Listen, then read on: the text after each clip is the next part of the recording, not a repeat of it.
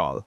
दाङको एउटा गाउँमा बस्ने 12 वर्षीय मनिषा बिहानै दाउरा खोज्न जंगल पस्छे।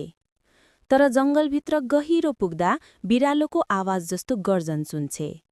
भयले काँप्दै हेर्दा अगाडि एक ठूलो भालु उभिएको हुन्छ।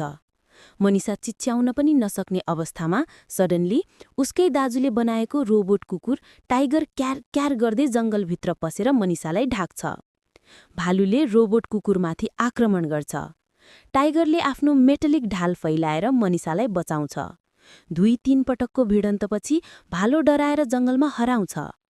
मनिषा रोइरही भन्छे, टाइगर तिमी नभएको भए म त आज। रोबोट कुकुरको आँखामा नीलो बत्ती चम्किन्छ। टाइगर भन्छ रोबोटिक आवाजमा, मनिषा सुरक्षित, मिसन पूरा। दाजु जंगलमै आइपुग्छ र मनिषालाई काखमा समातेर घरतिर लाग्छ। टाइगर शान्त हुँदै पछाडि हिँड्दै जान्छ, तर उसको ढालमा भालुले बनाएको गहिरो डेन्ट देखिन्छ। दाजुले त्यो घाउ देखेर बिस्तारै मुस्कानसहित भन्छ, अब टाइगरलाई अपग्रेड गर्नुपर्छ।